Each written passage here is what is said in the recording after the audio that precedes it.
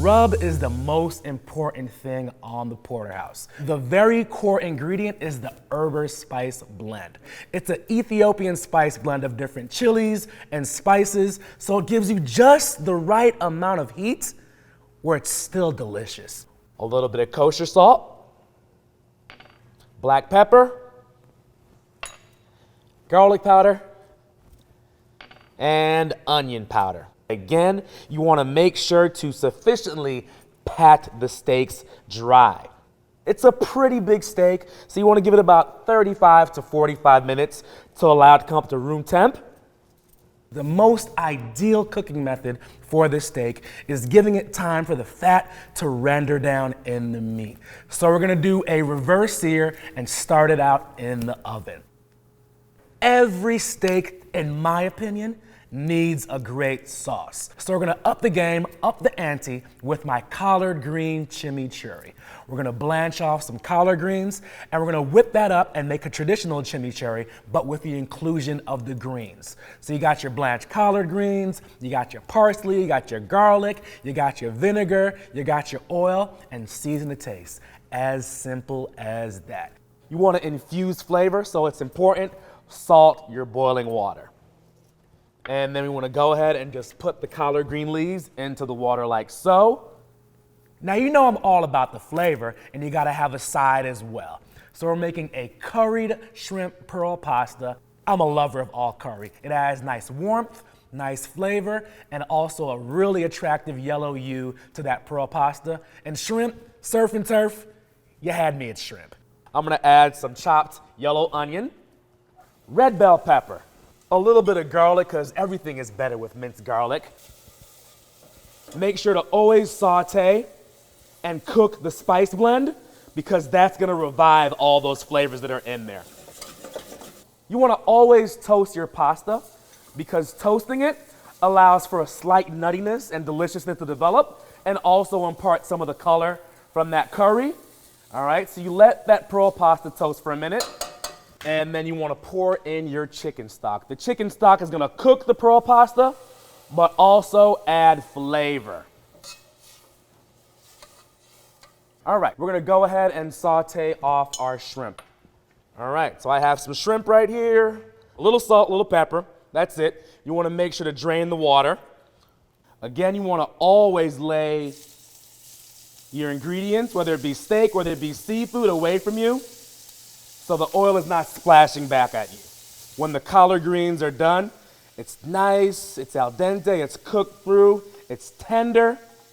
We take that off, putting it onto our cutting board right here.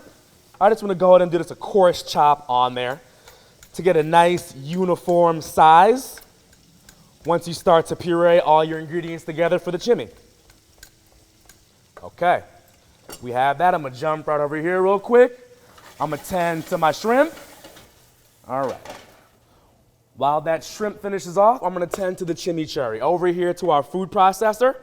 First off, we want to add our chopped collard greens. Collard greens in the food processor. We're gonna add our minced garlic. We want to add our Calabrian chili. You wanna remove that stem, because that stem's not edible. And we wanna put in our parsley. With this recipe, I prefer sherry vinegar. It gives it a nice sweetness and acidity and balance when you're making this chimichurri. A little bit of olive oil, and then we blend.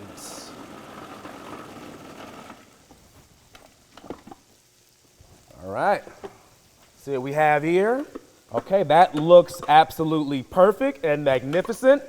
Now, essentially what you're looking for as far as doneness and consistency on the chimichurri is something sort of a paste of sorts. And that's going to make for an essential, delicious, amazing sauce once our Porterhouse is done. That right there is chimichurri perfection. So at this point right now, the pearl pasta is pretty much almost there. You can see that yellow color is really starting to pop and burst through. It's gonna make for a delicious side dish. So when you're about 2 to 3 minutes out from the done cooking time, you wanna add the shrimp into the pearl pasta. It's gonna really suck up and just have that intensified curry flavor in the pasta. So you let that go for about 2 to 3 minutes. You're letting the curry, you're letting the onions, you're letting that chicken stock just soak up all that deliciousness in the shrimp. So we toss that shrimp into the pearl pasta. We have that ready. Then we have our collard green chimichurri. Ideally with the Porterhouse, you want to have it about medium rare or so that way the strip and the filet can be cooked at the same time and still be very tender. You want to check the temperature to make sure that it's 5 degrees below your target temperature, because we're going to go ahead and sear it off in the pan and have it rest. Absolutely perfect. You take the Porterhouse out of the oven, get that nice sear on there, nice little butter base to give it a little bit more fat, a little bit more texture, a little bit more flavor. As we're basting the steak, the butters, the milk solids are gonna brown and get nutty and just really impart some delicious flavor.